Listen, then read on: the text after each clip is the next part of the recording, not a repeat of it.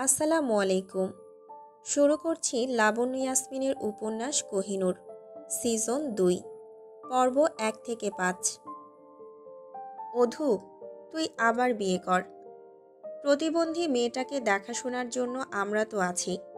এতদিনে আমি নিশ্চিত তোর বর আবার বিয়ে করে সংসার পেতেছে। স্বামীরা যদি স্ত্রীকে ভুলে গিয়ে নতুন করে জীবন শুরু করতে পারে, তাহলে স্ত্রীরা কেন পারবে না? তাই ভেবেছি তোর আবার বিয়ে দেব। বাড়ির বড় কর্ত্রী ডালিয়া হকের কথায় অধরা মলিন হাসল। জুবায়েরকে ঠকিয়েছে, বিষয়টা হাস্যকর। লোকটাকেও দুমড়ে মুচড়ে শেষ করে দিয়ে এসেছে। বেঁচে থাকার জন্য পর্যাপ্ত রসদ জুবায়েরকে ২ হাত ভরে দিয়েছে। সেই ঋণে বরংও জর্জরিত। নিশ্চিত মৃত্যু যেন একজন মানুষ কতটা ভালোবাসলে নিজের প্রাণের তোয়াক্কা না করে স্ত্রীকে রক্ষা করতে পারে সেটা অধরার জানা নেই। শেষ বিদায়ের কালে লোকটার বলা কথাগুলো এখনো কানে বাজে। অধরা, অপেক্ষা করবে জুবায়েরের জন্য। উনি একদিন ঠিকই আসবে। কিন্তু কোহিনূর, সে যে অভিশপ্ত হয়ে জন্ম নিয়েছে। বোবা বধির বিষয়টা নিয়েও চিন্তিত। বিবাহ উপযুক্ত হতে আর কতদিন? সামনে আবারও কোনো ঝড় অপেক্ষা করছে কিনা কে জানে। ডালিয়া হকের কথা শুনে অধরার ধ্যান ভাঙল। কি বললাম, শুনতে পেলি না? ছেলে দেখতে শুরু করব কিন্তু। আমার জন্য না, তুমি বরং আমার মেয়ের জন্য ছেলে দেখো। আমার মেয়েটা কিন্তু বড় হচ্ছে মণিমা, তুমি বরং ওকে নিয়ে ভাবো। আমার স্বামীর আমানতের খেয়ানত করতে আমি পারবো না, আগেই বলেছি। ডালিয়া হক বিরক্ত হলেন অধরার কথা শুনে। মেয়েটাকে উনি খুব ভালোবাসেন। এক ঝড়ের রাতে চৌধুরী সাহেব জার্মান থেকে ফেরার পথে মেয়েটাকে সঙ্গে করে এনেছিলেন। তারপর থেকেও এই বাড়িতেই আছে।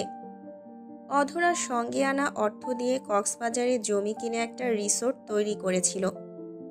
চৌধুরী সাহেব ওকে সাহায্য করেছেন, যদিও উনি সব দেখাশোনা করেন। অধরার কিছুই করতে হয় না। ম্যানেজার রাখা আছে, উনি মাঝে মাঝে হিসেবগুলো বাড়িতে পাঠিয়ে দেন। এই বাড়িতে ১৮ জন মানুষের বসবাস। যৌথ পরিবার যাকে বলে। চৌধুরী সাহেবের ৪ ছেলে মেয়ের মধ্যে একজন ছেলে আর একজন মেয়ে জার্মানিতে আছে। বাকি দুজন এই বাড়িতেই থাকে। তাদের ছেলে মেয়েদের সঙ্গে চৌধুরী সাহেবের বোন ভানুমতি আর তার এক ছেলেও এখানে থাকে। অধরাকে মোটামুটি সবাই পছন্দ করে। তাছাড়া ওর পেছনে কারো সামান্য পরিমাণ অর্থ খরচ করতে হয় না। সমস্যা হলে বরং ওর থেকে অনেকে নিয়ে থাকে। অধরা বুঝতে পারল ডালিয়া হকের সামনে থাকলে এখন এসব বলতেই থাকবে। উনি তো জানেন না কোহিনূরকে বা ওর পরিচয় কি। জুবায়ের ফারুকের কোটি কোটি সম্পত্তির মালিক এই একরত্তি মেয়েটা, যাকে অবহেলা করার মতো সাহস কারণে। কথাটা ভেবে ও হাসল। মেয়েটাকে খাওয়ানোর সময় হয়েছে। মেয়েকে অধরা লোকজনের আড়ালে রাখে, কারো নজরেই পড়তে দেয় না। সুলতান পরিবারের অভিশাপ নিয়ে জন্মানো মেয়েটার ভবিষ্যৎ নিয়ে ওকে ভাবতে হবে।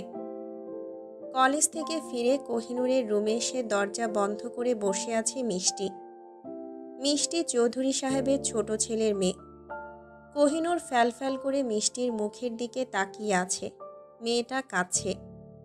কোহিনূর মিষ্টির চোখের পানি মুছিয়ে দিয়ে ইশারা করল কি হয়েছে। মিষ্টি ফুঁপিয়ে উঠে বলল, ইউনিভার্সিটির এক ছেলেকে আমি ভালোবাসি নূর। ছেলেটা একদমই ভালো না, ও আমাকে ঠকিয়েছে। আমি ঠকে গেছি নূর, খুব বাজেভাবে আমাকে ঠকানো হয়েছে। ও ভালোবাসার অভিনয় করে আমার কিছু ছবি নিয়েছিল, সেগুলো এডিট করে আমাকে হুমকি দিচ্ছে। আগামীকাল যদি ওর সঙ্গে আমি ওর বন্ধুর বাড়িতে না যাই, তবে ও আমার ছবিগুলো ছড়িয়ে দেবে। আমার সম্মান থাকবে না নূর, আমি মরেই যাব। তুমি জানো ও আমাকে খারাপ ইঙ্গিত দিয়েছে। মিষ্টি একদমই কথাগুলো বলেই থামল। নূর কিছু বুঝল কিনা বোঝা গেল না। ও মিষ্টির কপালে চুমু দিয়ে আবারও হাসল, ইশারা করল না কাঁদতে। মিষ্টি নূরের দিকে তাকিয়ে বলল, তুমি শুনতে পাবে না জেনেও কথাগুলো বলে কি যে শান্তি পেয়েছি, বলে ঠিক বোঝাতে পারবো না। কত কিউট তুমি। মিষ্টি ২ হাতে নূরকে জড়িয়ে ধরল। মিষ্টির 1 বছরের ছোট কোহিনূর। তবু দুজনের মধ্যে বেশ ভাব। আজ রাতে মিষ্টি এই রুমে ঘুমাবে বলেই ঠিক করেছে। কোহিনূর সারাদিন ড্রয়িং আর বই পড়েই সময় পার করে। অধরা ওকে পড়তে শিখিয়েছে। মেয়েটার মেধাশক্তি খুব তুখর। ভালো বাংলা ইংলিশ লিখতে পারে। কোহিনূর মিষ্টিকেও ড্রয়িং করা ছবিগুলো দেখাতে লাগলো। মেয়েটার চোখ মুখ শুকিয়ে আছে। ভয় হচ্ছে গতকালের কথা ভেবে।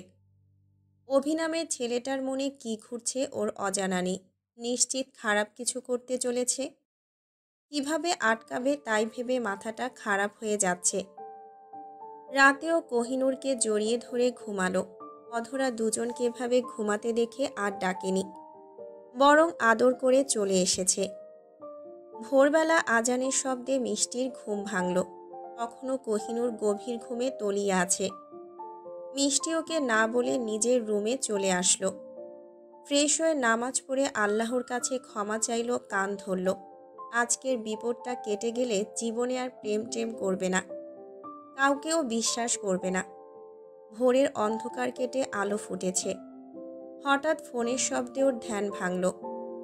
দ্রুত ফোন রিসিভ করতেই ওর বন্ধু মিহিরকে বলে উঠল, দোস্ত, অভি ভাইয়া খুন হয়েছে। বাথটাবে লাশ ভাসছিল। ভাইয়ার হাতে একগুচ্ছ মেয়েদের চুল পাওয়া গেছে, তবে শরীরে কোনো আঘাতের চিহ্ন নেই। সবটাই কেমন রহস্যজনক। বেডরুম আর ওয়াশরুমের দরজাও বন্ধ ছিল। মিহিরের কণ্ঠে উত্তেজনা বিরাজ করছে। মিষ্টি কৌতূহলী হয়ে জিজ্ঞাসা করল, এটা যে মার্ডার সেটা কিভাবে বুঝলি? সামান্য চুল দেখে কি প্রমাণ হয় এটা খুন ছিল? আরে, ওয়াশরুমের জানালায় দড়ি ঝুলছে। মনে হচ্ছে খুনি এই পথেই এসেছিল। যাই হোক, মন খারাপ করিস না। ভাইয়ার জন্য দোয়া কর। এখন রাখছি। আমাদের পাড়াতে এমন ঘটনাই প্রথম। আমি পরে ফোন করব। মিহির ফোন কেটে দিয়েছে, কিন্তু মিষ্টি ফোন কান থেকে নামাতেই ভুলে গেল। কি যে শান্তি লাগছে। মনে হলো এক্ষুনি নামাজে বসে শুকরিয়া আদায় করতে। শয়তান ছেলে খুব ভালো হয়েছে। মিষ্টি ভাবনা অনুযায়ী বসে পড়ল নামাজে। রিসোর্টের বিজনেস লসের মুখে। কিভাবে আটকানো যায় ভাবতেই জমির মাহমুদের কপালে চিন্তার রেখা ফুটে উঠল। পাশে ওনার একমাত্র ছেলে আহির মাহমুদ কফি খাচ্ছে। ভাইয়ের ছেলে খুন হয়েছে তাতে ওনার দুঃখ অনুভব হচ্ছে না। আনমনে পানির গ্লাসে চুমুক দিয়ে উনি ছেলেকে বললেন, অধরা ম্যাডামের একটা মেয়ে আছে জানো? মেয়েটাকে দেখিনি, তবে তোমার মা আর বোন দেখেছে। ওদের ভীষণ পছন্দ। মেয়ে নাকি মানুষ না, কোনো পরীর বাচ্চা। যদিও বোবা বধির এটাই সমস্যা। অধরা ম্যাডামের রিসোর্টটা দখল করার ওই একটাই রাস্তা খোলা আছে। আমি তোমার সঙ্গে ওর বিয়ের কথা ভাবছি। বাবার কথা শুনে আহির হেসে ফেলল। এই লোকটার স্বার্থ ছাড়া কিছুই বোঝে না, কিন্তু তাই বলে এরকম একটা মেয়েকে বিয়ে? কখনোই না। রাগ হলো, তবে নিয়ন্ত্রণ হারা হলো না। শান্ত হয়ে বলল, তার চেয়ে তুমি অধরা ম্যাডামকে বিয়ে করে ফেলো, এতে বরং আরও ভালো হবে। ম্যাডাম কিন্তু ভীষণ সুন্দরী। এত বড় একটা মেয়ে আছে, না বললে কেউ বুঝতেই পারবে না। ম্যাম আবার বিদেশিনী। ছেলের কথা শুনে জমির মাহমুদ লাজুক হেসে বললেন, উনি রাজি হলে নিশ্চয়ই প্রস্তাব রাখতাম, কিন্তু উনি মানবেন না। তোমার মা জানলে অশান্তি হবে। এসব বাদ দিয়ে প্রস্তাবটা ভেবে দেখো। বোবা বধির বউকে রেখে বাইরে তুমি যা ইচ্ছে করতে পারবে, কেউ বাধা দেবে না। আরেকটা বিয়ে পর্যন্ত করতে পারবে। তাছাড়া কাজ শেষ হলে তোমার যা ইচ্ছা করতেই পারো। সুন্দরী বউ পাবে, সঙ্গে অর্থ। আর কি চাই? আহির কিছুক্ষণ ভেবে নিয়ে বলল, মেয়েটাকে দেখতে চাই। ব্যবস্থা করতে পারবে?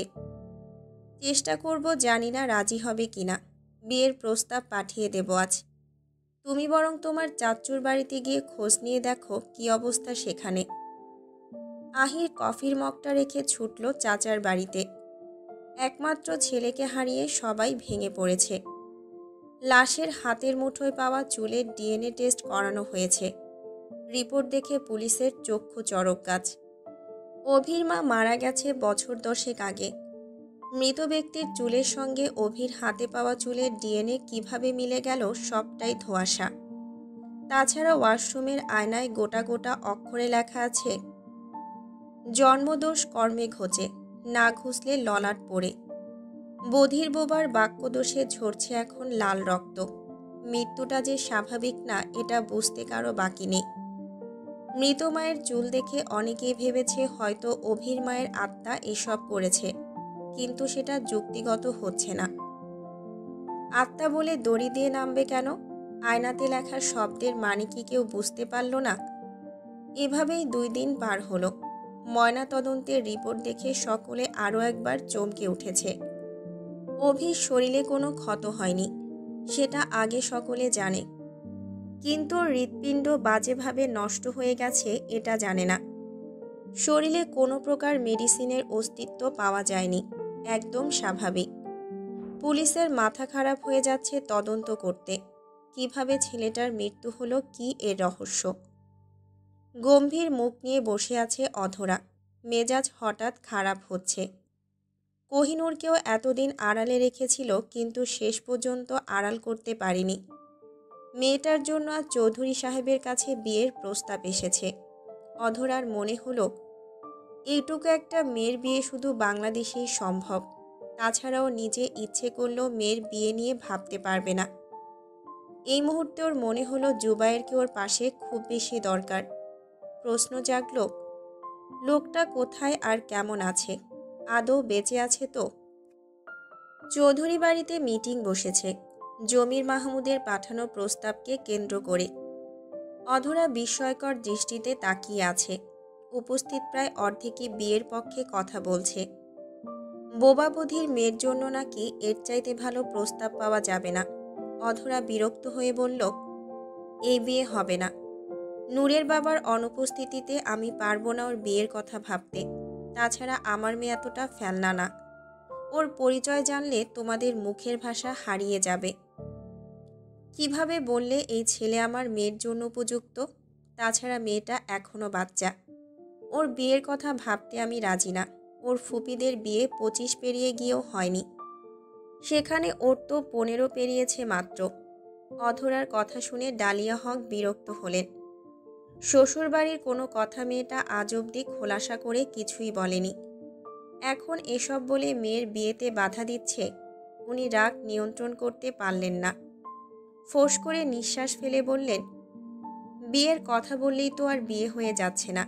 ছেলেকে একবার সামনে থেকে দেখো, যদি অপছন্দ হয় তখন ফিরিয়ে দেওয়া যাবে। আমি চাইছি ওরা এই বাড়িতে আসুক। মেয়ের বিয়ের পরে আমি তোর জন্য ছেলে দেখব। এভাবে আর কতদিন? ডালিয়া হকের কথা শুনে অধরা চরম বিরক্ত হলো। ইচ্ছে হলো চিৎকার চেঁচামেচি করে বাড়ি মাথায় তুলতে, কিন্তু সে পারল না। এই লোকগুলো বিপদের সময় ওকে আশ্রয় দিয়েছিল। অধরা প্রতিবাদ করতে পারল না, তবুও চোখ বন্ধ করে বলল, মণিমা, বিয়ে ছাড়া কি মানুষ বাঁচে না? আমি বা আমার মেয়ে যদি তোমাদের কাছে বোঝা হয়ে উঠি, তবে আমি ওকে নিয়ে কোথাও চলে যাব। কৃতজ্ঞ আমি তোমাদের উপরে। তাই বলে এমন কিছু করার জন্য আমি আপোস করতে পারবো না। তোমরা জানো না আমি কতটা যন্ত্রণা নিয়ে পাহাড় সমান ভালোবাসাকে পদদলিত করে মেয়ের জীবন বাঁচাতে এই দেশে পা রেখেছিলাম। তাছাড়া ওর বিয়ে আমার হাতে নেই, সবটাও নিয়তির উপরেই নির্ভর করছে।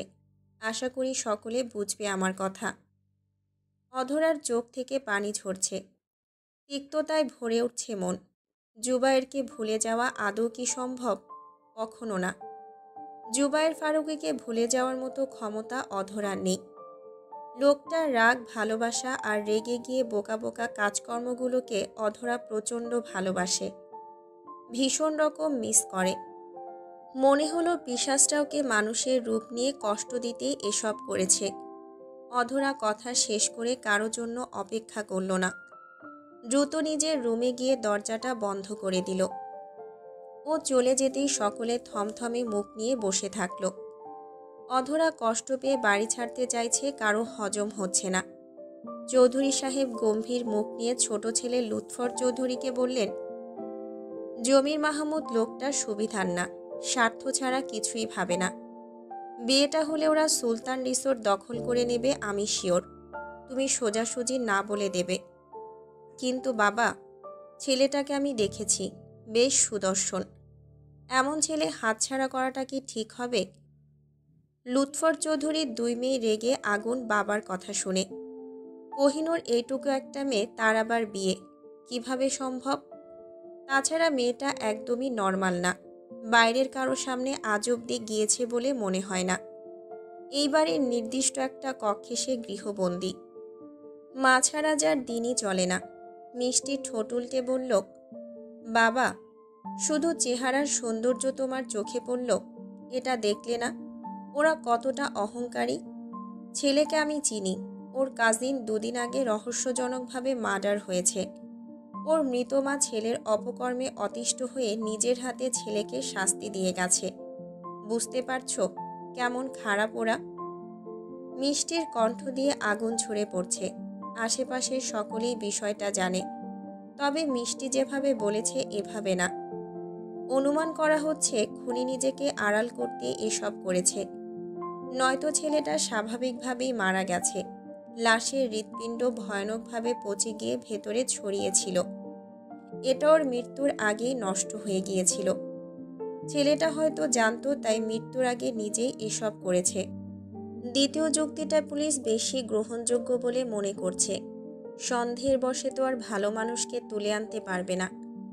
কিন্তু মিষ্টি নিজের রাগ থেকে উল্টোপাল্টা বকছে। ওর বড় বোন মৌসুমী আর ফুপির ছেলে রিয়াদ পাশে বসেছিল। বোনের কথা শুনে দুজনেই শব্দ করে হেসে ফেলল। রিয়াদ বলল, দারুণ বুদ্ধি কিন্তু আমাদের মিষ্টির। কি সুন্দর খুনিকে ধরে ফেলল। যাই হোক, আমি আসছি। কোহিনূরের বিয়ে নিয়ে কাউকে আর ভাবতে হবে না। এত বড় একটা বাড়িতে আমরা এতগুলো ভাই বোনেরা আছি। সারা জীবন ওকে দেখাশোনা করব। এত সুন্দর একটা পুতুলের ভাই হতে পেরে আমি গর্ববোধ করি। রিয়াদ কথা শেষ করেই উঠে গেল। মৌসুমী আর মিষ্টিরও একই মতামত। তবে ডালিয়া হকের পছন্দ হলো না। উনি অধরাকে নিয়ে ভাবেন। কোহিনূরের জন্য মেয়েটার জীবন নষ্ট হচ্ছে। কি বা বয়স অধরার? এই বয়সে সে সাদা পোশাক পরে চোখের সামনে ঘুরছে। আজ অব্দি রঙিন পোশাকের ছিটে ফোঁটাও পড়তে দেখেনি। এভাবে তো চলতে দেওয়া যায় না। উনি বিষয়টা ভেবে থমথমে মুখ নিয়ে উঠে গেলেন। সেদিনের জন্য মিটিংটা শেষ হলো। লুৎফর চৌধুরী ঘরে গিয়ে জমির মাহমুদকে বিয়ের প্রস্তাব ফিরিয়ে দিলেন। বলে দিলেন মেয়ের বয়স কম, বিয়ে নিয়ে ভাবছেন না। উনি খুব বোঝানোর চেষ্টা করলেন, কিন্তু লুৎফর চৌধুরী শুনলেন না। ফোন কেটে দিলেন মুখের সামনে। থমথমে মুখ নিয়ে বসে আছে জমির মাহমুদ। মেজাজ খারাপ, সেই সঙ্গে আক্রোশে ভেতরে ভেতরে ফেটে পড়ছেন। ছেলের বিয়ের প্রস্তাব পাঠিয়ে উনি শিওর ছিলেন ওরা না বলবে না। বোবা মেয়ের জন্য এমন ছেলে পেয়ে ওরা লুফে নেবে ভেবেছিলেন, কিন্তু ওনার সব ভাবনায় এক বালতি পানি ঢেলে দিয়েছে। কিসের এত অহংকার অধরা ম্যাডামের জানা নেই। সুযোগ পেলে উনি এই মহিলাকে চরম শিক্ষা দেবেন। সামনে আহির মাহমুদ বাবার মুখের দিকে তাকিয়ে বসে আছে। বাবার ভাবভঙ্গি ওর কেমন জানি লাগছে, তাই প্রশ্ন করল, সমস্যা কি বলবে? ওরা প্রস্তাব ফিরিয়ে দিয়েছে। ইচ্ছে করছে রিসোর্ট গুড়িয়ে দিয়ে আসি, কিন্তু তা সম্ভব না। মেজাজ খারাপ হচ্ছে। আহির বাবার কথা শুনে অবাক হলো, সেই সঙ্গে মনের মধ্যে অপমানবোধ জাগ্রত হলো। বোবা বধির মেয়ের জন্য কি ওরা রাজপুত্র ধরে আনবে? খাজনার চেয়ে বাজনা বেশি।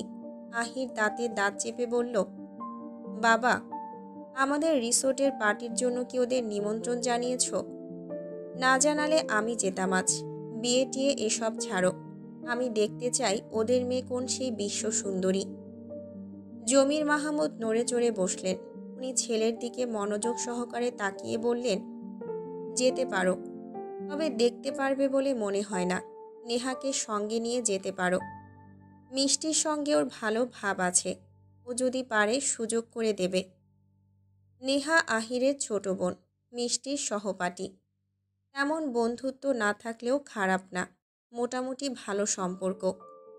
আহির সিদ্ধান্ত নিল নেহাকে নিয়ে যাবে চৌধুরী বাড়িতে। কোহিনূরের হালকা বাদামি রঙের চুলগুলোতে চিরুনি বুলিয়ে দিয়ে থামল অধরা। মেয়েটার চেহারা ঠিক ফুপিদের মতোই হয়েছে। ফর্সা গায়ের রঙের সঙ্গে হালকা বাদামি চুল, চোখের রং পর্যন্ত বাদামি। মেয়েটাকে দেখতে কেমন বিদেশি বিদেশি লাগে। এটা অধরার পছন্দ হচ্ছে না।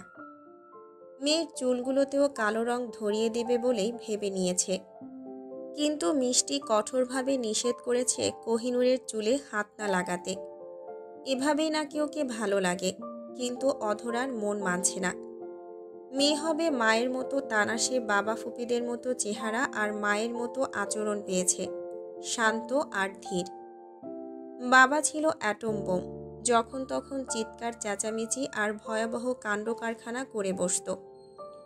জুবাইরের কথা ভেবেই অধরার চোখে পানি চলে আসলো। লোকটা কেমন আছে জানতে ইচ্ছে করে। এতগুলো দিন পার হলো অথচ ওদের খোঁজ করতে কেউ আসলো না। বিষয়টা ঠিক হজম হচ্ছে না। ওর খোঁজ না করলেও কোহিনূরের খোঁজ করা উচিত ছিল, নাকি ওদের অগোচরে খোঁজ চলছে। অধরা এতদিন ভয়ে জুবাইরের খোঁজ করেনি, তবে এবার সিদ্ধান্ত নিল সুলতানদের কোম্পানিতে খোঁজ নেবে। সোশ্যাল সাইটে ওদের তথ্য থাকতে পারে। কথাটা মাথায় আসতেই ও মেয়েকে সরিয়ে দিয়ে উঠে আসলো। বাইরে শোরগোল হচ্ছে। আহিরা নেহা এসেছে নিমন্ত্রণ করতে। মিষ্টির সঙ্গে নেহা বায়না ধরেছিল কোহিনূরকে দেখবে। মিষ্টি ওকে নিয়ে আসার সময় নেহা তার ভাইকেও সঙ্গে এনেছে। কেউ মুখের উপরে না করতে পারেনি। ওরাই হইচই করে কোহিনূরের ঘরে ঢুকে পড়ল। কোহিনূর তখন মাথা নিচু করে ড্রয়িং করছিল। আহির কৌতূহলী হয়ে তাকিয়েছিল। হঠাৎ কোহিনূর মাথা তুলতেই ও ভড়কে গেল, চমকে উঠল। মেয়েটার সম্পর্কে যা শুনেছিল তার চাইতে বেশি ছাড়া কম হবে না। এই রূপে যেন খুন হলেও শান্তি। মানুষ এতটা সুন্দর কিভাবে হতে পারে? মিষ্টি ইশারা করে পরিচয় করিয়ে দিল। কোহিনূর বিনিময়ে হাসল। এই হাসির মধ্যে কি যে ছিল আহির বুঝতে পারল না। রহস্যে ঘেরা সেই হাসি নিমেষে কোনো পুরুষের গলায় ফাঁসি হয়ে উঠতে পারে। কথাটা ভেবেও হৃৎপিণ্ড হঠাৎ করে লাফিয়ে উঠে ধূপ করে উঠল। সারা শরীর বেয়ে কেমন একটা অনুভব হচ্ছে। অস্বস্তি নাকি ভালো লাগা, আহির বুঝতে পারল না। তবে এখানে দাঁড়িয়ে থাকা ওর পক্ষে সম্ভব হচ্ছে না। এই রূপের মাদকতা ওর সহ্য হচ্ছে না। যাবার পথে কঠিন শপথ নিল এই মায়াবিনীকে ওর যে কোনো উপায়ে চাই। ছিনিয়ে নেবে নয়তো কৌশল অবলম্বন করবে।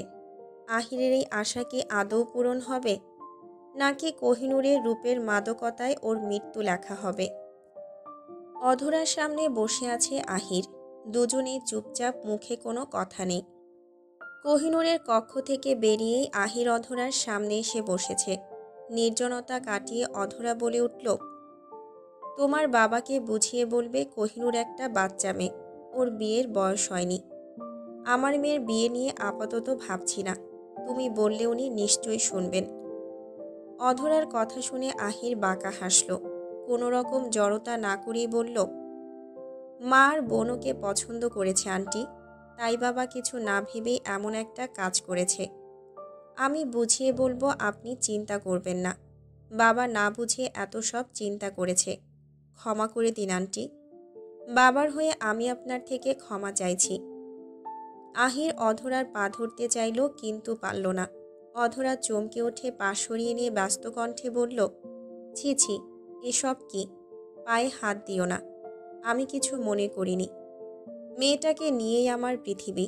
আমি ওকে এত তাড়াতাড়ি বিয়ে দিতে চাইছি না। বড় হোক তখন না হয় ভেবে দেখব। অধরা বেশ সরলভাবেই কথাগুলো বলে থামল। আহির কিছু একটা ভেবে বলল, আন্টি, আপনার যেটা ভালো মনে হবে তাই করবেন, সমস্যা নেই। আমার মাকে আমি বড্ড ভালোবাসি। উনি চেয়েছিলেন তাই আমি রাজি হয়েছি। ভবিষ্যতে যদি কখনো আপনার মনে হয় আমি আপনার মেয়ের উপযুক্ত, তবে ভেবে দেখবেন। আমি আপনাকে নিরাশ করব না। আহিরের কথাগুলো অধরার পছন্দ হলো। ছেলেটা সত্যিই ভালো। তবুও হুট করে সিদ্ধান্ত নিতে পারল না অধরা। অবশ্যই ভাবব, তবে এখন না। সময় হোক, তুমি বা কোহিনূর কেউ তো আর পালিয়ে যাচ্ছ না। যদি ভালো দেখি তবে আমি সিদ্ধান্ত নেব। অধরা কথা শেষ করে চলে আসলো। আহির চোখ বন্ধ করে দীর্ঘ নিঃশ্বাস ফেলে মৃদু হাসল। অধরার মস্তিষ্কে যে ওকে নিয়ে পজিটিভ ইফেক্ট ফেলতে পেরেছে সেটা বেশ ভালো করেই বুঝল। আজ থেকে আহির নামে ছেলেটার নামে যত রকম অপবাদ ছিল সব লুকিয়ে যাবে। এই ছেলেটা ভালোর থেকেও ভালো হয়ে চৌধুরী পরিবারের লোকেদের উপর প্রভাব বিস্তার করবে। রিসোর্টে লোভ না হলেও কোহিনূর নামক রত্নটির লোভ হলো। নেহা এতক্ষণ মিষ্টির কাছে ছিল, বাইরে এসে ভাইয়ের এমন হাবভাব দেখে ভ্রু কুঁচকে ফেলল। আহির ওকে পাত্তা দিল না। সবাইকে নিমন্ত্রণ করে বেরিয়ে আসলো। ওদের নতুন রিসোর্ট খোলা হয়েছে, সে উপলক্ষে কিছু লোকেদের নিমন্ত্রণ করা হবে। সুলতান রিসোর্টের পাশাপাশি হওয়ার দরুন চৌধুরী পরিবারের সঙ্গে ওদের মোটামুটি কথাবার্তা চলে। তাছাড়া জমির মাহমুদের নজর সুলতান রিসোর্টের দিকে প্রথম থেকেই ছিল। একজন মহিলা হয়ে এভাবে রমরমা করে রিসোর্ট চালাতে পারে উনি মানতেই নারাজ। এবার তো একটা সুযোগ পেয়েছেন, কাজে লাগানোর জন্য উঠে পড়ে লাগবেন। দূর থেকে বিয়ের গান ভেসে আসছে। অধরা বেলকনিতে দাঁড়িয়ে আছে। কোহিনূর ঘুমিয়ে আছে, তাই রুমের লাইট বন্ধ। আজ কিছুতেই ঘুম আসছে না। দূর থেকে ভেসে আসা বিয়ের গানটা কানে লাগতেই বারবার নিজের বিয়ের কথা মনে হলো। বাবা মা পরিবার পরিজন কেউ নেই, শুধুমাত্র পাশে মেয়ে ছাড়া। স্বামী নামক লোকটা কি আদৌ বেঁচে আছে তাও জানা নেই। অধরা আকাশের দিকে তাকিয়ে বিড়বিড় করে উচ্চারণ করল, জুবায়ের ফারুকী, আমরা তো এই এক আকাশের নিচেই অবস্থান করছি, তাই না? তাহলে এত কেন দূরত্ব আমাদের মধ্যে? সুলতান বংশের না আমি, বরং ভালোবাসার অভিশাপে অভিশপ্ত। এই শাপমোচন কবে হবে জানি না। ফিরে আসুন। আপনার বলা সব কথা আমি অক্ষরে অক্ষরে পালন করেছি। আমাদের মেয়েটা বড় হচ্ছে, কিছুই তো দেখতে পারলেন না। কথাগুলো বলে অধরা চোখ বন্ধ করে ফুঁপিয়ে উঠল। প্রচণ্ড কষ্ট হচ্ছে। কাকে দোষারোপ করবে এই ছন্নছাড়া জীবনের জন্য বুঝতে পারছে না। জুবায়ের জীবিত কি মৃত কথাটা না জানা থাকলেও অধরা কখনোই ভাবে না জুবায়ের এই পৃথিবীতে নেই। লোকটা আছে আর থাকবে। হৃদয়ের প্রতিটা কোণায় লোকটার ভালোবাসা দিয়ে পরিপূর্ণ। শুধুমাত্র এক জীবন না, এরকম বহু জীবন অধরা কাটিয়ে দিতে পারবে। অধরা চোখের পানি মুছে কক্ষে ফিরে আসলো। কোহিনূর হাত পা ছড়িয়ে ঘুমিয়ে আছে। ঘুমন্ত অবস্থাতেই মেয়েটাকে কি সুন্দর লাগছে। অধরা ওর কপালে চুমু দিয়ে পাশে শুয়ে পড়ল। ঘুম পাচ্ছে। বিছানায় গায়ে দিতেই ও গভীর ঘুমে তলিয়ে গেল। ঠিক তখনই কোহিনূর ঝট করে চোখ খুলে উঠে বসল। ধীরগতিতে পা ফেলে বেলকনিতে গিয়ে দাঁড়ালো। আকাশে থালার মতো চাঁদ উঠেছে। চাঁদের জ্যোৎস্না উপচে পড়ছে পৃথিবীতে। দূর থেকে মনে হলো সমুদ্রের গর্জন ভেসে আসছে, যদিও এখান থেকে সমুদ্রের দূরত্ব বেশ অনেক। কোহিনূরের ইচ্ছে হলো সমুদ্রের তীর ধরে হাঁটতে। সমুদ্রে জোয়ার এসেছে। কোহিনূর চোখ বন্ধ করে বাইরে হাত বাড়িয়ে জ্যোৎস্নার আলো গায়ে মাখার চেষ্টা করল। শনশন বাতাসে ওর দীর্ঘ কেশপল্লব মৃদু মৃদু দুলছে। ঠিক তখনই গুনগুন আওয়াজ করে মিষ্টি সুরে কেউ বলে উঠল, ধরণীতে সুলতান জুবায়ের ফারুকীর একমাত্র কন্যা কোহিনূর ফারুকীকে স্বাগতম। জমির মাহমুদ খুব তোড়জোড় করে অনুষ্ঠানের আয়োজন করেছেন। ছেলে ওনাকে কথা দিয়েছে কোহিনূরকে এই বাড়ির বউ করে নিয়ে আসবে। ছেলে চালাকি করে অধরার থেকে এক প্রকার কথা আদায় করে নিয়েছে।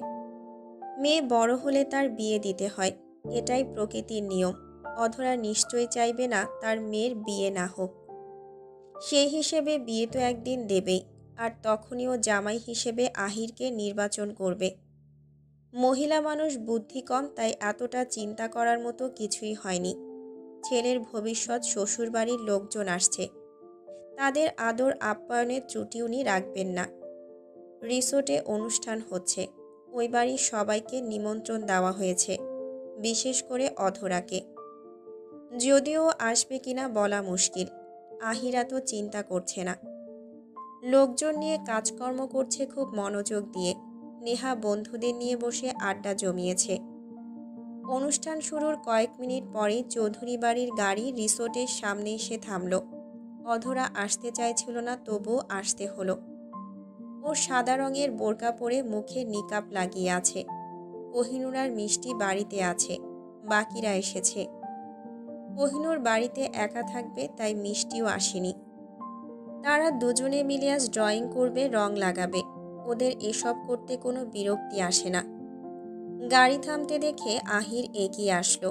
আশা ছিল কোহিনূর আসবে, কিন্তু ওকে না দেখে নিরাশ হলো। সবাইকে নিয়ে ভেতরে বসতে দিয়ে আবারও কাজে মনোযোগ দিল। অধরা বসেছিল, কিন্তু হঠাৎ কেমন জানি মাথাটা চক্কর দিয়ে উঠল। ভাবলো একটু মুখে পানি দিলে ফ্রেশ লাগবে। ভাবনা অনুযায়ী ওয়াশরুমের খোঁজে বেরিয়ে আসলো। লোকজন অনেক, তবে বেশ পরিপাটি করে গোছানো। অধরা সাইড করে যাওয়ার সময় এক ভদ্রলোকের সঙ্গে ধাক্কা খেয়ে পড়ে যেতে নিয়েও নিজেকে সামলে নিল। রাগ হলো, কিন্তু রাগ করতে পারল না। পেছন ঘুরে কিছু বলতে চাইল, তখনই একটা মুখের উপরেও নজর পড়ল। বুকের মধ্যে ধূপ করে উঠল। বহুকাল আগে দেখার সেই মুখ, নাক, চুল, কোনো পরিবর্তন নেই। চোখের দৃষ্টির কথা ভাবতেই অধরার ভয়কে আষ্টেপৃষ্ঠে জড়িয়ে ধরল। আল্লাহর নাম স্মরণ করে দ্রুত পেছন ফিরে কম্পিত পায়ে দ্রুত গতিতে ওয়াশরুমে ঢুকে পড়ল। এত বছর পরে দেখা লোকটাকে ওর ভয় হচ্ছে। নিশ্চয়ই একা আসেনি। ওরা কোহিনূরের খোঁজে এসেছে ভেবে ওর চোখে পানি চলে আসলো। নেকাব খুলে মুখে পানির ছিটা দিয়ে বেরিয়ে আসলো। এই রিসোর্টে আর 1 মিনিটও না। ফোন বের করে ডালিয়া হককে বলে দিল শরীর খারাপ লাগছে, তাই বাড়িতে চলে যাচ্ছে। গাড়িতে বসে বিড়বিড় করে বলল, মানুষের গর্ভে শয়তানের জন্ম হয়েছে, ভাইকে পর্যন্ত ছাড়ে না, কতটা নীচ। এক গর্ভে জন্ম নেওয়া আরেকজনের সঙ্গে কত অমিল। অধরা একা হলে লোকটার মুখোমুখি হতে পারত, কিন্তু কোহিনূরকে যদি ওরা নিয়ে যায়, মেয়েকে হারাতেও কিছুতেই পারবে না। বাড়িতে পৌঁছে অধরা অবাক হলো, কারণ বাড়িতে নাকি মেহমান আসছে। কাজের লোকগুলো চরকির মতো ঘুরে ঘুরে কাজকর্ম করছে। কেউ রান্না করছে, তো কেউ ঘর গোছানোতে ব্যস্ত। অধরা কাজের মেয়ে লতিফাকে জিজ্ঞাসা করতেই লতিফা বিস্তর হেসে বলল, আফা, স্যারের ছেলেমেয়েরা আসছে বিদেশ থেকে। স্যার ফোন করেছে, আপনি জানেন না? অধরা ধপ করে সোফায় বসে পড়ল। বিদেশ থেকে মানে জার্মান থেকে। জার্মানির নাম শুনলেই ভয়ে ওর শরীর কেঁপে ওঠে। আর আজ যাকে দেখল, তাতে মনে হলো ধরা পড়া এখন সময়ের অপেক্ষা। খুব তাড়াতাড়ি কোনো খারাপ কিছু হতে চলেছে। কোহিনূরের কথা ভেবে আরও ভয় করছে ওর। ইচ্ছে করছে এখান থেকে আবারও পালিয়ে যেতে। সেবার তো জুবায়ের ওকে রক্ষা করেছিল, কিন্তু এবার। মৃদু কম্পিত হচ্ছে অধরার শরীর। রিসোর্টের এক কর্মচারী গতকাল রাতে খুন হয়েছে। অভির খুনের সঙ্গে হুবহু মিল। পুলিশ এসেছিল কিছুক্ষণ আগে, তদন্ত চলছে। সবটা শোনার পরে অধরার বুকের মধ্যে ডিপ ডিপ করছে। বহুকাল আগে নিজের সঙ্গে হওয়া কথাগুলো মনে পড়ছে। ধাঁধার বিষয়টা নিয়ে ভাবাচ্ছে। অভির রুমে থাকা ধাঁধার সঙ্গে নতুন খুন হওয়া ছেলেটার রুমে পাওয়া ধাঁধার কোনো মিল নেই। এখানে লেখা ছিল, নুন খেয়ে গুণ না গেলে কপাল পড়ে ভাগ্যদোষে। বধির বোবার বাক্যদোষে রক্ত ঝরে ক্ষণে ক্ষণে। অধরা ঝিম মেরে বসে আছে। কয়েকবার কথাগুলো বিড়বিড় করে উচ্চারণ করল। এখানেও সেই বধির বোবার কথা উল্লেখ করা হয়েছে। বধির বোবার বাক্যদোষ বলতে কি বুঝিয়েছে মাথায় আসছে না। সুলতান পরিবার বাংলাদেশে অবস্থান করছে। ওরা আশেপাশে কোথাও নিশ্চয়ই আছে। ওদের মধ্যে থেকে কেউ এই খুনগুলো করেছে। অধরা মুখ ঢেকে ফেলল। যুক্তি মিলছে না। কিন্তু ওরাই সাধারণ লোকেদের মেরে কি করতে চাইছে? বধির বোবারা কি কথা বলতে পারে যে ওদের বাক্যদোষের কথা বলা হয়েছে? হঠাৎ কিছু একটা ভেবে অধরা দ্রুত কোহিনূরের রুমে ঢুকে পড়ল। মেয়েটার ড্রয়িং খাতায় প্রকৃতির ছবি আঁকা হচ্ছে। মেয়েটার মধ্যে সব নর্মাল থাকলেও কিছু অদ্ভুত বিষয় আছে। কোহিনূর জন্ম থেকে কখনো কাঁদেনি, চোখে পানি আসেনি, কিন্তু কেন? হোক বোবা বধির, তবুও তো কষ্ট পেলে চোখে পানি আসা যায়। অধরা মেয়ের সামনে বসে আছে। কোহিনূর এতক্ষণ মাথা নিচু করেছিল, হঠাৎ মাথা তুলে ইশারা করল কি হয়েছে। অধরা মেয়ের কপালে চুমু দিয়ে ওর মুখটা নিজের হাতের মুঠোয় নিয়ে বলল, ওরা ফিরে এসেছে। আমার খুব ভয় হচ্ছে তোমাকে নিয়ে। তোমার বাবা আর আমার সব কষ্ট বিফল না হয়ে যায়। আমি তোমাকে লুকিয়ে রাখব, কেউ তোমার নাগাল পাবে না। অধরা কথা শেষ করে কক্ষ থেকে বেরিয়ে আসলো। বাড়িতে মেহমান আসছে রাতে, সেই নিয়ে তোড়জোড় চলছে। অধরা চৌধুরী সাহেবের কক্ষে গিয়ে উকি দিয়ে অনুমতি নিয়ে ভেতরে প্রবেশ করল। আজ এতদিন পরে ছেলেমেয়েরা আসছে, হয়তো উনি এটা নিয়ে খুব খুশি। অধরাকে দেখে উনি হাসি মুখে বললেন, কিছু বলবে? অধরা মাথা নিচু করে বলল, আঙ্কেল, আমি কিছুদিন মেয়েকে নিয়ে অন্য কোথাও থাকতে চাই। বাড়িতে মেহমান আসছে তো তাই। চৌধুরী সাহেব নড়ে চড়ে বসলেন, ওনার কপালে চিন্তার রেখা। অধরার কথাটা ওনার পছন্দ হলো না। ভ্রু কুঁচকে বললেন, মেহমান আসছে তো কি হয়েছে, তুমি কোথাও যাচ্ছ না, এখানেই থাকবে। যদি অসুবিধা হয় কারো সামনে আসতে, তবে তোমার সামনে আসতে হবে না। এত বড় বাড়িতে কে কোথায় আছে জানতেও পারবে না। আমি জানি তুমি নিজেকে আড়ালে রাখতে পারবে। অধরা কিছু একটা ভেবে বলল, আচ্ছা থাকবো, কিন্তু রিসোর্টের ছেলেটার সম্পর্কে কিছু তথ্য লাগবে আমার। আপনি কি ব্যবস্থা করতে পারবেন? ম্যানেজারকে বলছি পাঠিয়ে দেব, তুমি যাও, চিন্তা করো না। যারা আসছে ওরা আশা করি তোমাকে কেউ বিরক্ত করবে না। অধরা লজ্জা পেল চৌধুরী সাহেবের কথা শুনে। ও তো ভয় পেয়েছে অন্য কারণে, কিন্তু কিছু বলতেই পারল না, উঠে আসলো। শান্ত বাড়িটা হঠাৎই গমগম করছে। বাড়িতে হইচই হচ্ছে। ভাই বোনেরা মিলে আড্ডা বসিয়েছে ডাইনিং রুমে, ছোটরা ছাদে বসেছে। কথার ঝুড়ি নিয়ে বসেছে সবাই। অধরা রান্নাঘরে রান্নার কাজে সাহায্য করছে। কোহিনূরের খাবারও নিজের হাতেই রান্না করে। মেয়েটার পোশাক পর্যন্ত নিজের হাতে চয়েস করে কেনে। মাঝে মধ্যে মিষ্টি সাহায্য করে। অধরা কয়েক কাপ কফি তৈরি করে কাজের মেয়েকে দিয়ে ছাদে পাঠিয়ে দিল। ডাইনিং রুমের জন্য চা তৈরি করে নিল। আপাতত কাজ শেষ। কোহিনূরের জন্য খাবার নিয়ে মুখ ঢেকে উপরে চলে গেল। ছাদে ছোটদের আড্ডা চলছে। জার্মান থেকে আসা চৌধুরী সাহেবের বড় ছেলে ফয়েজ চৌধুরীর এক ছেলে এক মেয়ে, ওনার কন্যা তমালিকা চৌধুরীর 2 ছেলে, আর ওদের সঙ্গে কয়েকজন বন্ধু এসেছে। আড্ডার মধ্যেই মিষ্টি বলে উঠল, আমাদের আদি ভাইয়া যে সেই দরজা বন্ধ করে দিয়েছে, বিষয়টা কি? ভাইয়ার সঙ্গে তো আলাপ করাই হলো না। মিষ্টির কথা শুনে পাশ থেকে মিঠি বলল, ভাইয়া এমনই, মা বাবা ওকে জোর করে এনেছে, তাই গম্ভীর হয়ে আছে। বলেছে 1 সপ্তাহ পরে একা একা ফিরে যাবে। আমরা এবার অনেক দিন থাকবো ভেবে এসেছি। কত কত প্ল্যান করেছি। রিয়াদ ফোড়ন কেটে বলল, চলে যেতে চাইলেই কি আর যাওয়া যায়? সমুদ্রের কিনারে গেলে ফিরে যাওয়ার নাম ভুলে যাবে। মিষ্টি খুব খুশি হলো। মিঠি তখন মলিন হাসল। এখানে আসার উদ্দেশ্য হলো কক্সবাজার ভ্রমণ, তাই তো বন্ধুকে নিয়ে এসেছে। ঘুরবে, হইচই করবে। ভাইয়ের ফিরে যাওয়ার বিষয় নিয়ে চিন্তা হচ্ছে। ওদের আড্ডার বেশিক্ষণ হলো না, কক্ষে ফিরতে হলো। অতিরিক্ত মেহমান আসার জন্য মিষ্টি কোহিনূরের কক্ষে গিয়ে ঘুমালো। মৌসুমীর কক্ষে মিঠি আর ওর বন্ধু কারিমার জায়গা হলো। আদি কারো সঙ্গে বেড শেয়ার করতে পারে না, তাছাড়া ছেলেদের জন্য এক্সট্রা রুমের অভাব হলো না। মেয়েরা গল্প আড্ডার জন্য সব একসঙ্গে আছে। বাড়িতে আসা মেহমানদের কেউ জানে না অধরা বা কোহিনূরের বিষয়ে। অধরা মানা করেছে। রাতের ডিনার শেষে সকলেই কক্ষে চলে গেছে। অধরা কোহিনূরের কক্ষে মিষ্টিকে ঘুমাতে দেখে অন্য কক্ষে গিয়ে ল্যাপটপ নিয়ে বসল। কিছু তথ্য সম্পর্কে খোঁজ নিতে হবে। সকাল হলে নিজেই রিসোর্টে যাবে। এভাবে বসে থাকলে বিপদ কমবে না। লেট করে ঘুমানোর দরুন মিঠির কিছুতেই ঘুম আসছে না। মৌসুমী আর কারিনা গভীর ঘুমে অচেতন।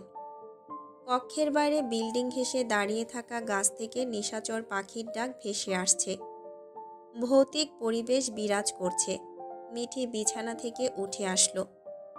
মিষ্টির সঙ্গে ওর বেশ ভাব। মিঠি ওর খোঁজ নিতে সাবধানে দরজা খুলে বেরিয়ে আসলো। সারি সারি অনেকগুলো কক্ষ। মিষ্টি বলেছিল দক্ষিণ দিকের শেষ কক্ষে ও থাকবে।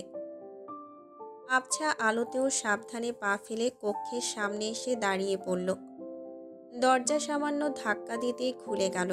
মিঠি ডান পা ফেলে ভেতরে প্রবেশ করতেই সামনে একটা মুখ দেখে চমকে উঠল। ওর সামনে দাঁড়িয়ে থাকা মেয়েটাকে ওর কিছুতেই কোনো মানুষ বলে মনে হলো না। মিঠির চোখ যেন জুড়িয়ে গেল। কয়েকবার ঢোক গিলে আবারও বেরিয়ে আসলো। কোহিনূর ওয়াশরুমে গিয়েছিল, হঠাৎ বাইরে বের হয়ে মিঠির সামনে পড়েছে। কিন্তু মেয়েটা কিছু না বলে চলে গেল দেখে ও মিষ্টিকে গিয়ে ধাক্কা দিল জাগানোর জন্য। অন্যদিকে মিঠি বারান্দা ধরে দ্রুতগতিতে হাঁটার সময় আদির সঙ্গে ধাক্কা খেল।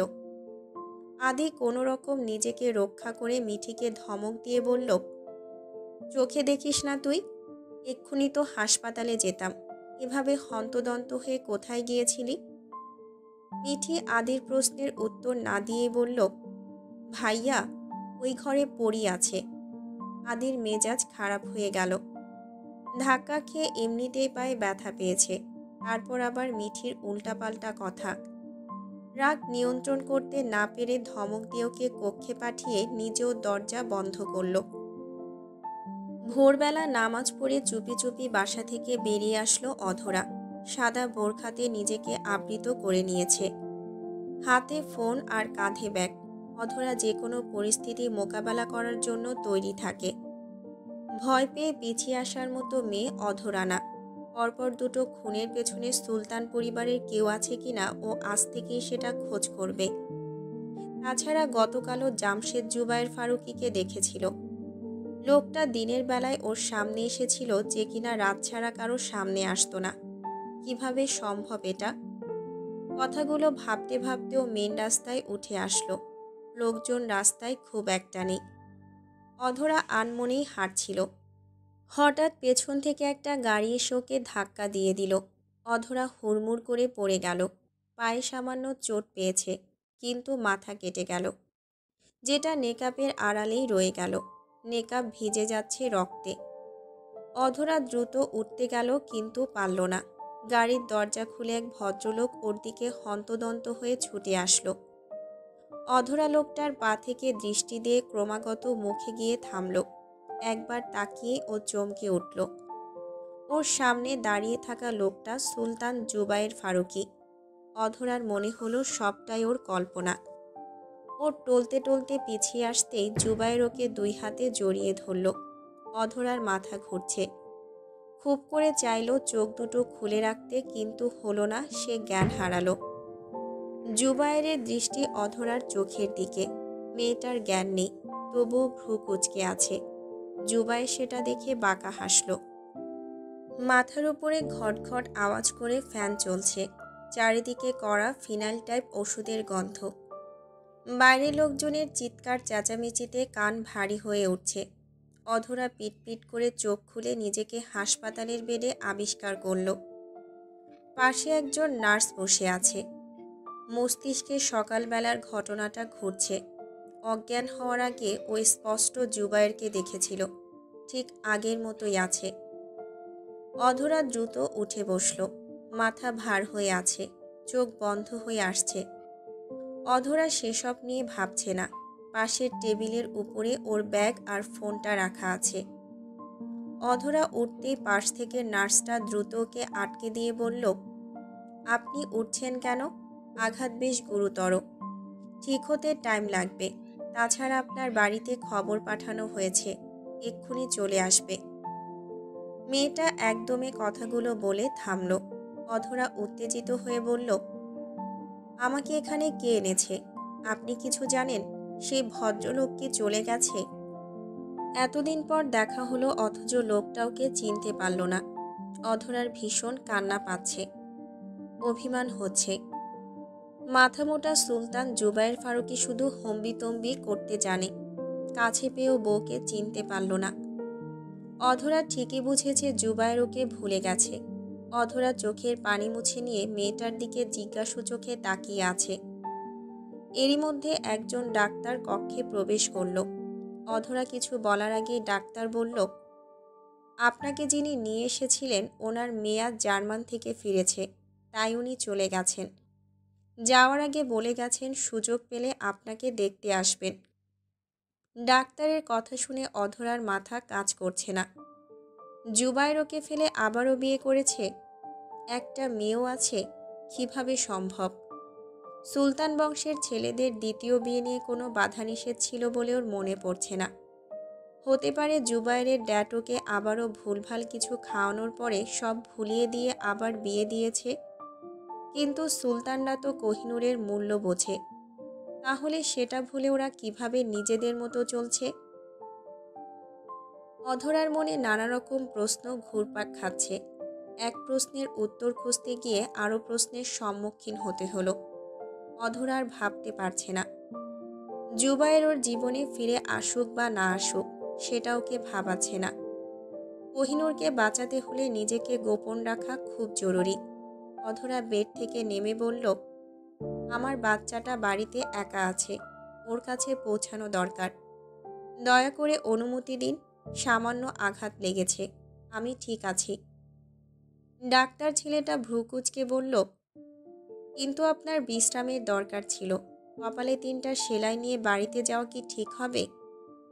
অধরা চোখ বন্ধ করে নিজেকে প্রস্তুত করে একদমে বলল, আমার যাওয়াটা খুব জরুরি। বাচ্চাটা কথা বলতে পারে না, কিছু দরকার হলে বলতেও পারবে না, আশা করি বুঝবেন। অধরার কথা শুনে ডাক্তার কিছু বলতে পারল না, তবে দারোয়ানকে বলে দিলেন ওকে পৌঁছে দেওয়ার জন্য গাড়ির ব্যবস্থা করতে। মেয়েটাকে যে ভদ্রলোক ভর্তি করিয়েছিলেন তিনি অনেক রিকোয়েস্ট করেছেন ওর খেয়াল রাখতে। তাছাড়া চৌধুরী সাহেবকেও ফোন করা হয়েছে, উনি আসছি বলেও লেট করছে। কথাগুলো ভেবে উনি দীর্ঘ নিঃশ্বাস ফেললেন। ডাইনিং রুমের সোফায় মাথায় হাত রেখে বসে আছে অধরা। বাড়ির মেহমানরা কেউ বাড়িতে নেই। ওরা সকাল সকাল রিসোর্ট পরিদর্শনে বেরিয়েছে। চৌধুরী সাহেব হাসপাতালের গেট থেকে অধরাকে নিয়ে এসেছে। ওর সঙ্গে কি হয়েছে সবটা বলে দিয়েছে। ডালিয়া হক অধরার কথা শুনে রেগে আগুন হয়ে গেল। জুবায়ের ফারুকের মেয়ে আছে শুনে উনি জ্বলে উঠে বললেন, আমি যা বলেছি ঠিক মিলে গেল তো? শোন, ছেলেদের আমি খুব ভালো করে জানি, বউ মূল্যে ওরা ভাগ্যবানের খাতায় নাম লিখিয়ে আবার বিয়ে করে। প্রয়োজনের কাছে ভালোবাসা হার মেনে যায়। আর তুই এত দূরে আসার পরেও তোর বর অপেক্ষা করতে পারবে? ভাবতে পারছিস কি করে? অবাস্তব বিষয়। অধরার এখন বিরক্ত লাগছে। আবেগ নিয়ন্ত্রণ করতে না পেরেই বলে ফেলেছে। এখন আফসোস হচ্ছে। তাছাড়া জুবায়ের এমন কিছু করবে না ওর বিশ্বাস আছে। ও ডালিয়া হকের কথা এড়িয়ে গিয়ে বলল, আন্টি সেসব ছাড়ো। আত্মীয় এসেছে অথচ দুপুরে রান্না হয়নি, ওরা খাবেটা কি? রান্নার বন্দোবস্ত করো। ডালিয়া হক মুখটা গম্ভীর করে বলল, কথা এড়াতে চাইছিস ভালো কথা, তবে শোন, পাত্র আমার বোনের ছেলে, ভীষণ ভালো দেখতে। প্রথম জীবনে এক মেয়ের থেকে ধোঁকা খেয়ে আমেরিকায় চলে গিয়েছিল। এখন প্রচুর টাকা পয়সা আছে, কিন্তু বিয়ে করেনি। ও গতবার এসে তোকে পছন্দ করেছিল। তোর মেয়েকে নিয়েও ওর কোনো সমস্যা নেই। মা আমার, রাজি হয়ে যা। এমন প্রস্তাব ফিরিয়ে দিস না। ডালিয়া হক উত্তরের আশা না করেই কথাগুলো বলে চলে গেলেন। অধরা বুঝতে পারল এতদিন ধরে ওকে বিয়ের কথা বলে এমন বিরক্ত করার কারণটা কি। ওর আর এই বিষয়ে ঝামেলা করতে মন চাইছে না। কাজের মেয়ের সাহায্যে কক্ষে গেল। কোহিনূর পাশের কক্ষে বই পড়ছে। দরজা থেকে অধরা উঁকি দিয়ে দেখেছে। অধরা ভেবে নিয়েছে আজ থেকে ও ঘরবন্দি থাকবে, আর কোহিনূরকেও তাই করবে। মেয়েটা ওর একমাত্র বেঁচে থাকার অবলম্বন। সমুদ্রের কিনারে দাঁড়িয়ে আছে আদি। গতকাল রাতে বাংলাদেশে এসেছে বাবা মায়ের বিশেষ অনুরোধে, কিন্তু এখানে ওর মন টিকছে না। বারবার ঐশ্বর্যের কথা মনে পড়ছে। মেয়েটাকেও বড্ড বেশি ভালোবাসে। তাছাড়া এমন রূপ আর প্রতিপত্তি থাকলে তাকে এড়িয়ে যাওয়া বেশ কঠিন। কি নেই মেয়েটার? সব আছে। বাবার প্রিয় রাজকন্যা। আদির সঙ্গে মেয়েটার পরিচয় ইউনিভার্সিটি থেকে। প্রথম দেখাতেই ভালো লেগে যায়। তারপর কয়েক মাস ঘুরে মেয়ের মন জয় করে সম্পর্ক তৈরি করে। আদি কথাগুলো ভেবে পেছনে ফিরল। ভাই বোনেরা সব হাসাহাসি করে লুটপাট খাচ্ছে। কিছু একটা নিয়ে সবাই মিলে মিষ্টিকে খাপাচ্ছে। আদি বিরক্ত হয়ে ধমক দিয়ে বলল, সবাই মিলে বাচ্চা মেয়েটাকে বিরক্ত কেন করছিস? এক্ষুনি গাড়িতে বস সবাই, বাড়িতে ফিরব। আদির ধমক শুনে আরও এক দফা হাসির রোল পড়ল। মিষ্টি ঠোঁট উল্টে ছলছল চোখে বলল, ভাইয়া আমাকে বাচ্চা কেন বললে? ভালো করতে গিয়ে দিলে তো খারাপ করে। ওরা এখন আমাকে বাচ্চা বলে ডাকবে। তোমরা কেউই ভালো না। আমি এখানে থাকবো না। আমাকে শুধু কোহিনূরই ভালোবাসে। আমি ওর কাছেই যাচ্ছি। মিষ্টি রাগ করে হাঁটা ধরল। সকলে ছুটল এবার মিষ্টির রাগ ভাঙাতে। আদি বিরক্ত হলো ভাই বোনদের এমন আজব বিহেভিয়ার দেখে। সবগুলোই এক। কথাটা ভেবে ও বাড়ির পথে পা বাড়ালো। হঠাৎ ফিসফিস করে সন্ধ্যা থেকে গুড়ি গুড়ি বৃষ্টি পড়ছে। সারাদিন ঘোরাঘুরির জন্য সকলেই ক্লান্ত ছিল, তাই দ্রুতই ঘুমিয়ে পড়ল। অধরার জ্বর এসেছে। কম্বল মুড়ি দিয়ে ঘুমে বিভোর। আদি বেলকনিতে বসে আছে চেয়ারে হেলান দিয়ে।